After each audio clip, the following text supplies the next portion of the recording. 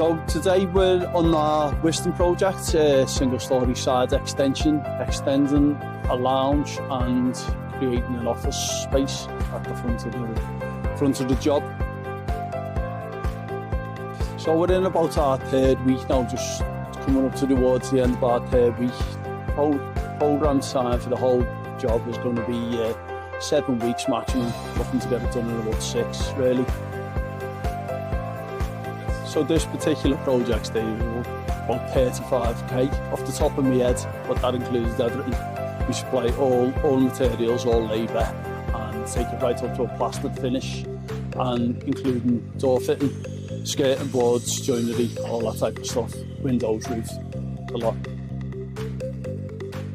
That's a hard one, Steve, as you can imagine. It depends on the area and everything else, but with most of our extensions, you're at least breaking even and recouping your money.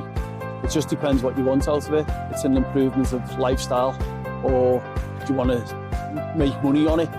And again, depending on the condition of your house, whether you're doing it for development or you're doing it to improve your standards. Because we know with interest rates, mortgages and all that, the prices of houses are so dear now. Sometimes it is worthwhile to extend in a home that you already live in to enhance your lifestyle, as I say, and increase your family's living space. So it's hard to say, but you never lose money on them, and most people gain money, or unless it depends on area, housing type, and what the market's doing at the minute. But as I say, you generally break even at least, or make quite a bit of money on them. Just depends and it depends on the type of extension.